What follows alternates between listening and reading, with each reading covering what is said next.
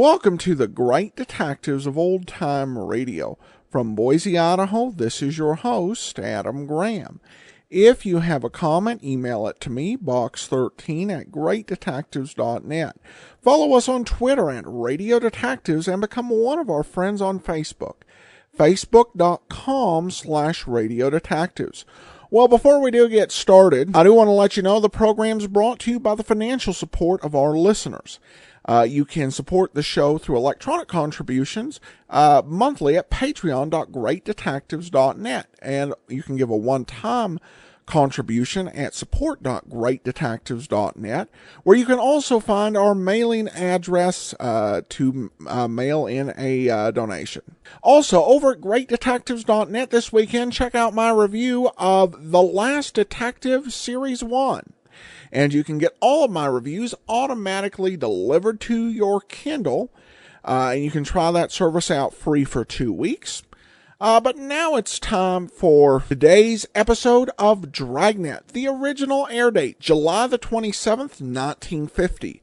The title, The Big Gent, Part 2.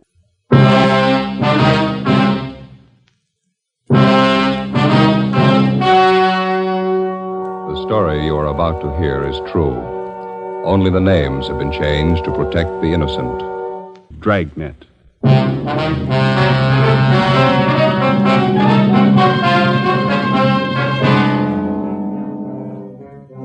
You're a detective sergeant. You're assigned to robbery detail. 3 persons are shot down in a $12,000 holdup. One of the bandits is apprehended, convicted, and sent to prison for life. The other one is still at large. Your job, get him.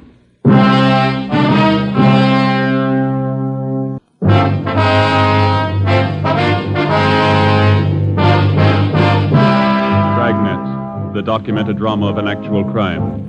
For the next 30 minutes, in cooperation with the Los Angeles Police Department, you will travel step by step on the side of the law through an actual case from official police files. From beginning to end, from crime to punishment, Dragnet is the story of your police force in action. It was Tuesday, June 6th. It was cloudy in Los Angeles.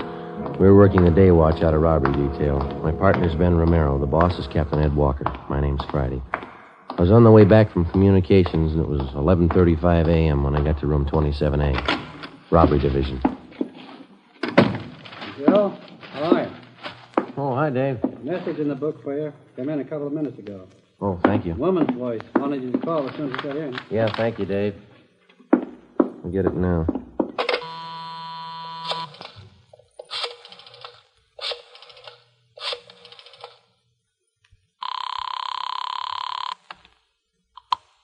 George Street Juvenile Bureau, Miss Bentley. Policewoman River there, please. Just a minute. River? Hold on, please. All right. Miss River? Dorothy? Joe Friday. Oh, yes, Joe. You get the message? Yeah. You worrying about your purse? I can't find it anywhere. Did I leave it in your car last night? Found it this morning. I can leave it at the desk here if you like. You can pick it up sometime today. Oh, that'll be swell, Joe. Thanks a lot. Sure, Dorothy. I had a wonderful time last night, Joe. I certainly enjoyed it. Yeah. Pretty good movie, huh? Say, Dorothy? Yeah. Mother and I were talking this morning at breakfast. Mm-hmm.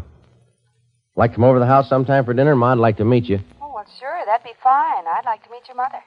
How about a week from this coming Monday? That's my day off. Is that okay? All right. A week from this Monday. If the weather's good, well, maybe we can have a barbecue out in the back. Oh, it sounds wonderful. Okay, see you later then. All right, Joe. Bye. Bye. Joe? Hi. How'd it work out, Ben? It didn't. Another false alarm. Sure is a scorcher out today.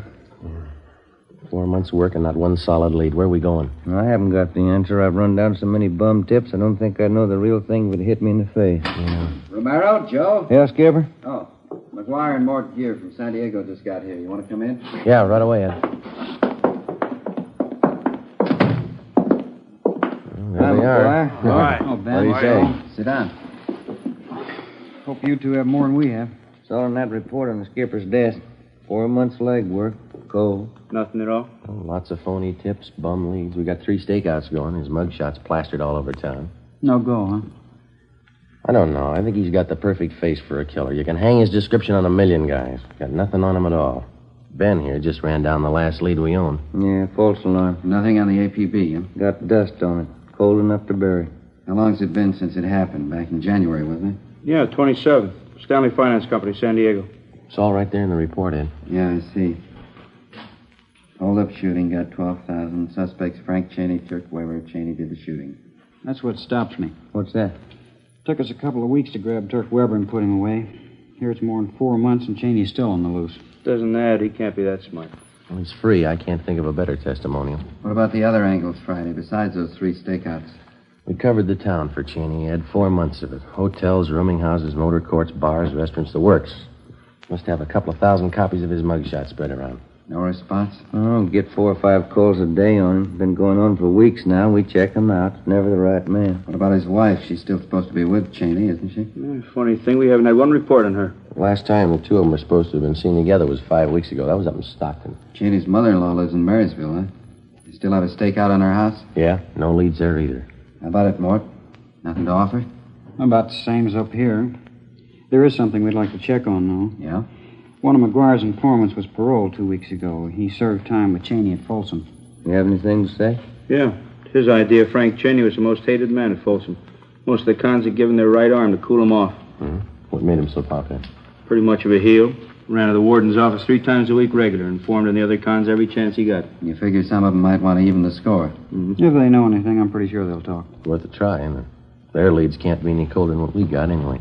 You gonna need any help, Mort? No, McGuire and I can handle the questioning. We'll go up to Folsom tomorrow. Okay. I don't think there's any argument. This thing needs a quick answer. Joe, you and Ben will have to push a lot harder and a lot faster. Cheney's robbed and killed before. Give him the chance, he'll do it again. We've run down all the possible angles, Ed. We've checked every lead we could dig up. There's one you missed. Yeah? The right one. Find it. From the day Frank Cheney had been identified as the killer in the San Diego hold-up murder 4 months before, all of us realized the danger of another killing as long as he was loose. After 18 years in prison, Cheney had a gun and he had his freedom again. We knew he wouldn't give him up easily. Thursday, June 8th, Lieutenant Mort Gear and Sergeant Tony McGuire returned from Folsom Prison. After talking with most of the convicts who knew Cheney well during his prison days, they had a list of more than 40 leads to run down. Ben and I took half of them. We started checking. It went kind of slow, and the results were thin. After running down the first dozen leads, we'd found out nothing about the suspect that we didn't already know. Monday, June 12th. We checked with a John Strezak, supposedly one of Cheney's close friends up at Folsom. He'd been paroled before Cheney, and he was now working at a large commercial engraving firm down on East Main. Yeah, I knew Cheney pretty well, Sergeant. Pretty well. Just a minute, will you? Yeah, that does it. Yeah, I know why you're here, Sergeant. I can't help you. You were pretty close to Cheney up at Folsom, weren't you, Strezak? Best friend? Everybody was his best friend. Everybody could do him some good. You haven't seen or heard from him since he got out, huh? Nope, I don't want to. I learned fast. How do you mean? He's a bum, Sergeant. Some people are born that way. Tried to talk me into a break once. I didn't buy. I knew he didn't write to the warden with it. Some people are born that way, bums. You think somebody might be hiding him out? Some of his pals. How about them? If he's got any pals, I don't know him. I can tell you this, they didn't come out of Folsom. Well, can you think of anything at all that might give us some kind of a lead on Cheney? I wish I could, believe me. Now, I better get back on the job. Shop foreman. He's no better than Cheney. Bum. All right, Strezak, thanks a lot. I'd like to know if you hear anything. I'm going to leave you one of our cards here. Yeah, okay, Sergeant. Hey, Strezak, what'd you go up for, anyhow? Just what I'm doing. Huh? Engraving. We kept at it, checking out the leads one by one, the same slow, dull routine that we'd been on for 4 months. It ate up valuable time, but it was necessary. You never know what a lead's worth until you check it out. During the past months, from the least promising sources, we'd uncovered a half a dozen bits of information about the suspect, none of them conclusive, but they helped point the way. We found out Cheney's favorite sport was sailing. Yacht clubs up and down the coast were contacted and asked to watch for him. We learned where Cheney got his eyeglasses, contact lenses. We went to the optician, got the prescription for them, and had copies of it distributed to all optical firms in the area. They got a request for lenses which matched those in Cheney's eyeglasses or contact lenses. They were to notify us. From a former college friend, we found out that the suspect was once treated for tuberculosis, and because of this, he drank only goat's milk. All the retailers in the area who sold goat's milk were contacted and alerted. We set up a system to check regularly all the mail received by relatives of both Cheney and his wife. Thursday, June 15th. Hi. San Diego called while you were out. What year? They come up with anything? Fair. One lead told him Cheney learned the printing trade while he was up at Folsom. Knew the business well enough to work at it. San Diego checking that out? They alerted the printers' union. We'll do the same up here. Picture and story on Cheney will be in the union newspaper next week. Yeah.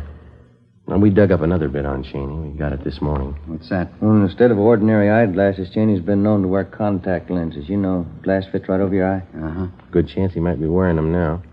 Kind of helped change his appearance. We got the prescription for the lenses from Cheney's eye doctor. Got the information to all the optical firms in town. Good. Friday, man out here to see you. Oh, okay, thank you, Dave. All right, that's all. Better contact San Diego. Keep him posted. Right, Skipper? This gentleman here, Joe. This is Sergeant Friday. Yes, sir. How are you, Sergeant?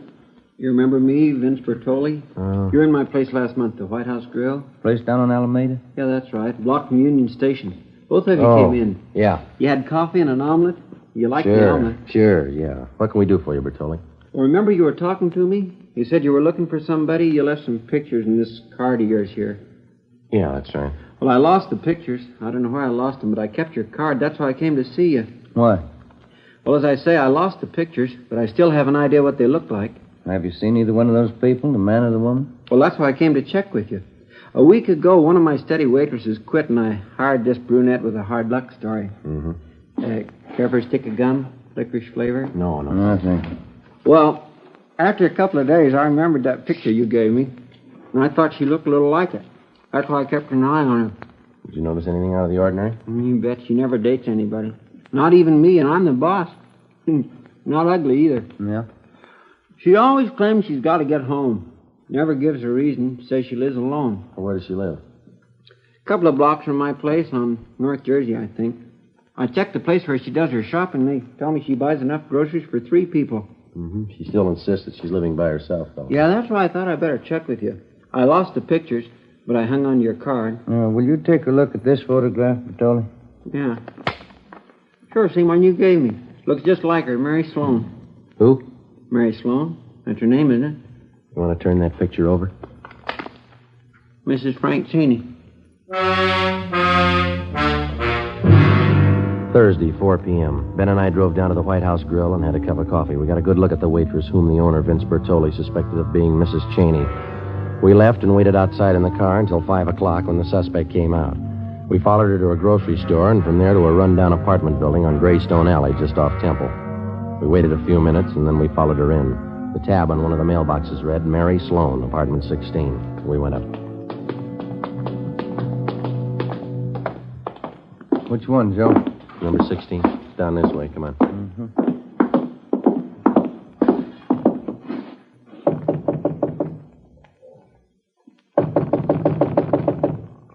I guess we better try the door, huh? Who's there? Who is it? Police officers, open up. What do you want? Open the door.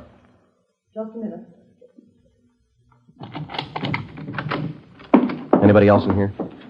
My brother. He's sick, sleeping in the next room. He can't be disturbed. Come on, Ben. You can't go in there. Honey, the cops! Get out! Joe, the window. All right, get back inside here. Come on, you. Let me go! Let go of me! His arms, Ben. Grab him, will you? All right, you.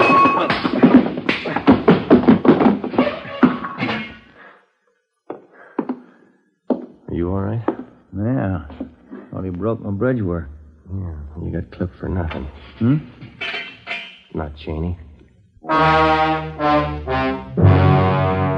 We drove the man and the woman who identified herself as Mary Sloan back to the office where they are identified as fugitives from Miami, Florida. The man was wanted on charges of first-degree burglary. The woman was the accomplice. We turned the case over to Bunko Fugitive Detail. A little after 11 o'clock Friday morning, Ben got a tip that Cheney had been seen the night before at a small bar down near Fullerton. That's a Los Angeles suburb. He was supposed to be living in the area. We spent Friday, Saturday, and Sunday tracking it down. It went nowhere. On Monday, for the first time in 3.5 weeks, we had some time off. Half a day.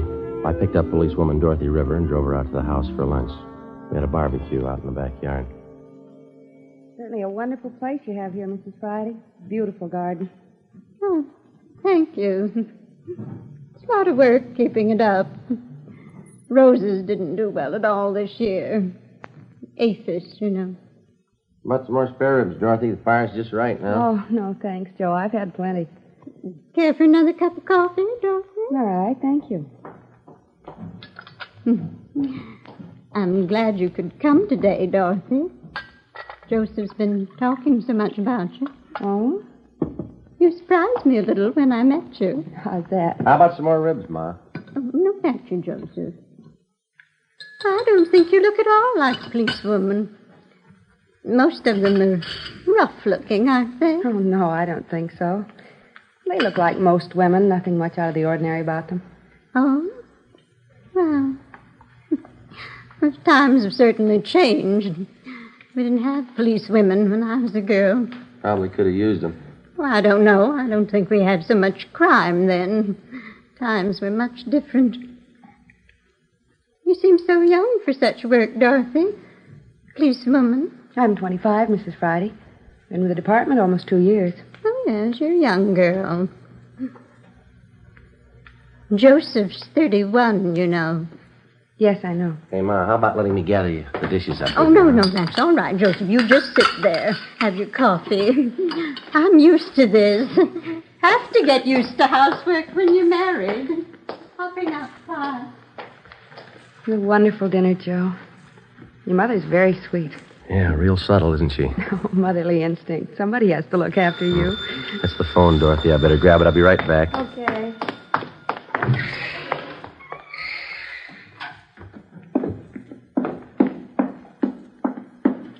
I'll answer, Joseph. Never mind, Ma. Let me get it. Friday talking. This is Walker, Joe. Check back in right away. What do you got? Spring and West Temple, the Second National Bank. Yeah? Frank Cheney just held it up.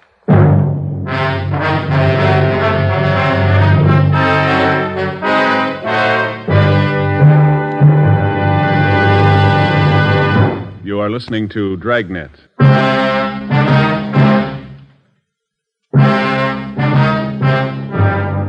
Monday, June 19th, 3 p.m.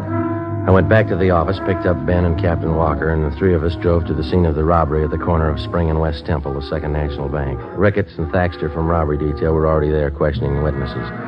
We talked to the bank's vice president in charge at the time of the holdup, Mr. Bronson. He had a welt on the right side of his head and was pretty badly shaken. He had his hand in one of his coat pockets, and he walked straight over to me. It's the first thing he said. This is a holdup. You're positive of the identification, Mr. Bronson? I'm certain. This picture here, it's the man, all right. The others will tell you the same. Who's that, Mr. Bronson? The tellers, they all got a good look at him. No mistake. Well, what happened after Cheney approached you? He was very calm, very quiet. Uh-huh. He said, do exactly what I tell you. Call for help, and I'll kill you. He was calm all the way through it, just like it was an ordinary business with him. Did he have you get the money for him? No, he ordered me from back of the front counter there, and we went from cage to cage. Each time he had me say the same thing to the teller. This is a holdup. Give me all the currency you have. Don't call for help. Now, how many tellers did he have you collect from? 5. Mm-hmm. This line along here, windows 1 to 5. My knees were shaking so hard I could barely walk. I kept wondering if one of the tellers might try to sound the alarm. Yes, sir. What happened after he got the money? He had me walk in front of him, down there to the side exit. Mm-hmm. That's when he hit me, I guess. Side of my head, you can see here where they bandaged it. Uh-huh. Yes, sir. How much money did he get, do you know? No, not quite sure. More than 4,000. I can't help but think how lucky I am. That man's a killer, I'm certain of it. Are you sure that we can't fix you up with a ride home? No, I'll be all right, thank you. My wife's on the way down now. All right. Can I see you fellas a minute? Yeah, Thaxter. Excuse us, will you, Bronson? Yes, certainly. Rounded up all the dope on the getaway car Cheney used. Yeah? At 2 this afternoon, he went to a used car lot up in Figueroa, about 8 blocks from here. Asked to be shown a late model Ford. Yeah, go ahead. Salesman took him for a demonstration ride. When he pulled up for an arterial, Cheney jabbed a gun at him and told him to get out. Salesman got out. Cheney drove off. And 15 minutes later, he walked in here and pulled the robbery. That's it. The bank tellers tabbed the same Ford as the getaway car. Broadcasted all points on the car. Nothing yet. What time you got, Romero? 10 minutes to 4. What time did the alert go out, Thaxter? 2:45. Everything covered? Yeah, Union Station, both airports, the bus depots, they're all alerted. Roadblocks set up on the highways. Since 2:45. Just about. And Cheney's somewhere in the city. Find him.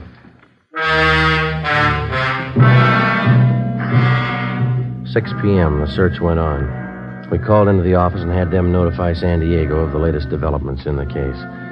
At 7 p.m., the weather started to cloud up. Still no sign of Cheney or the getaway car. At 8 o'clock, it started to rain. A few minutes past 10, a two-door Ford sedan was found abandoned on San Pedro Street near South Park.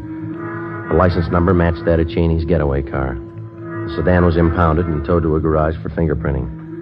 Ben called the office, and an emergency detail from Metropolitan Division was sent out to help in a house-to-house canvass of the neighborhood where the car had been found. By 4:30 the next morning, we got nowhere, so we decided to give it up until later in the day. At 6:30 a.m., we had poached eggs and coffee at an all-night drive-in. 7 a.m., it was still raining. We checked back in at the office. I don't know. Seems like every time we have to work late, it's gonna rain. You got any of those little white tablets in your locker? At breakfast, gave me indigestion. Yeah, I think I got a few left. That reminds me, how'd the dinner come off yesterday? Two of them get along all right? Oh, all right. You know how it is. Ma had her usual few things to say. Oh? Dorothy handled it pretty good. Good sense of humor. Yeah, nice-looking girl. Sensible. Hiya. What do you say, Earl? Do any good? No, not much. Phone message in the book for you. You're supposed to call as soon as you get in. Hempstead 4219. No name? No, you're supposed to call the number, that's all. Oh, okay. Well. Well, how's the new house, Earl? Pretty good. Takes a lot of money. Got the forms in for the patio. I'm going to pour the cement this weekend. Mm-hmm. Got the place fenced off yet? Not yet, no. Those pickets cost money. Fellas are telling me that you're doing all the work yourself, huh? Me and the brother-in-law, yeah. Costs a lot of money, a new house. Sounds good, Joe. Who was it? Frank Cheney's grandfather. Yeah? Says to come over right away. 7:30 a.m. It was still raining. Ben and I drove out to the older section of the Wilshire district to the Cheney mansion. It represented one part of the suspect's life that we could never figure. As a child and later as a young man, Frank Cheney had had every advantage and comfort that a millionaire father could buy for him. Yet for some reason, he'd settled on a career of crime. 7:45 a.m. Ben and I were shown into the main hallway of the Cheney home by the butler. He recognized us from previous visits. He took our hats and coats and then led us up the staircase to the master bedroom at the far end of the second floor. We found Cheney's 82-year-old grandfather propped up in a four-poster bed. His face was gray and sunken. There was a nurse in a white starched uniform standing by. You can go, nurse. Go on. I'll be outside if you need me, Mr. Cheney. Yes, yes. You, have some information for us, Mr. Cheney? Of course. That's why I called. Sit down. Sit down. Thank you, sir. That hold-up yesterday, the bank robbery. I know all about it. Has Frank contacted you? It's like the police. Get right to the point. Has he contacted you, sir? Yes. Hand me that glass of water, please. Oh, yeah. There you are.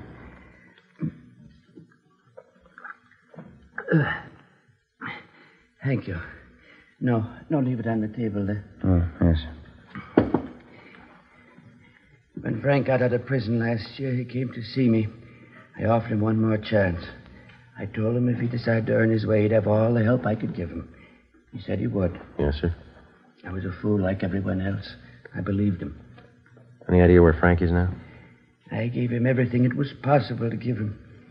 He wrecked the family, his father's life, my life. Everything he touched, he ruined. You know where he is now, sir? He telephoned me day before yesterday. He was going away, Central America. Why didn't you notify us? He was going away. I thought it'd be better. We've had enough notoriety, newspaper stories. How was he going to get to South America, sir? Swedish ship. He's going to work his way. He called from San Pedro. Staying in some hotel there. You don't know the name? Find him, take him away. Bury him someplace. Okay, Joe. Yeah. Well, thank you very much, Mr. Cheney. Sergeant. Yes, sir? Frank will have a gun He'll try to use it. Yes, sir. Kill him. 9 a.m. Ben and I went back to the office and put in a call to the Swedish Vice Consulate on South Spring Street. They told us that 3 days before, a man answering Cheney's description had signed on the Swedish motor ship Southern Cross as a member of the engine room crew. We picked up Sergeants Thaxter and Davis and drove down to San Pedro. The Southern Cross was still taking on cargo when we got there. We showed Cheney's mugshot to the first mate. You're the American. Cameron, that's him. He signed on this trip. Was he aboard the ship now? Oh, he's right up there on deck. He was there. I guess he went below. What if you take us to him, please? All right. Lindgren? Ja? Ta över kommand en liten stund. All right, this way. The gangway, mind you. Better watch it, Ben. Yeah.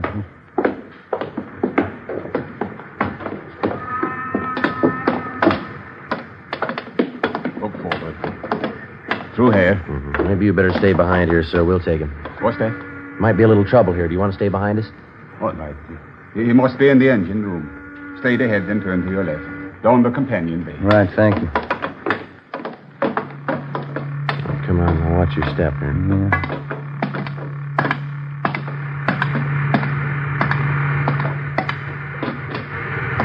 Joe. I'm What's on? Come on. Spotted it. All right, Cheney, hold it. He's making a break. Come on. He's going topside. Hustle. Come on, up the ladder. Look out, Joe! Give it up, Cheney. He's going for the gangway. Down, Ben. Yeah. All right, stop him. Come on.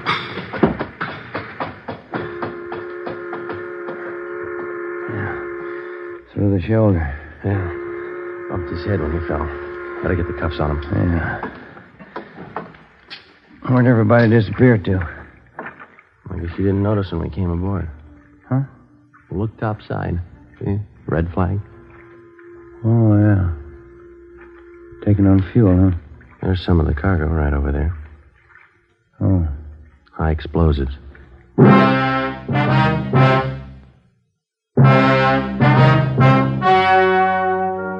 story you have just heard was true. Only the names were changed to protect the innocent. On November 2nd, trial was held in Superior Court, City and County of San Diego, State of California. In a moment, the results of that trial.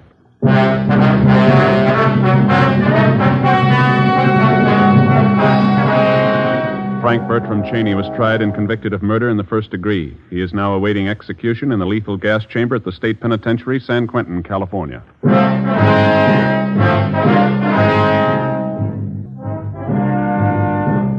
This is NBC, the national broadcasting company.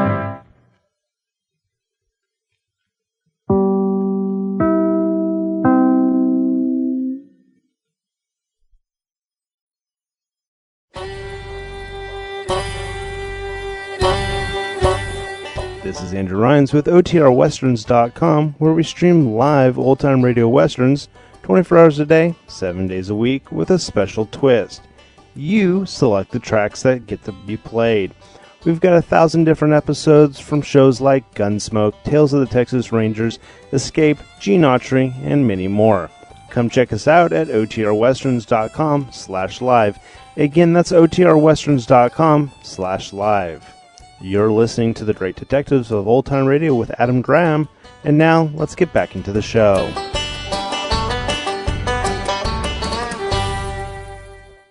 Welcome back. Well, I like the little touch of realism where they went in and they had a fugitive, but it was the wrong person. I also thought that the way they tried to subtly answer the question of how someone like that could turn out to be a criminal with that background, shown through the grandfather, who really was a lot more upset about the difficulty that this was bringing to the family, more than he was his grandson, and certainly more than he was the victims. And that sort of callous disregard had a definite effect. Also, on the ship scene, a very good job on the Swedish accents. I did wonder about the explosives explanation.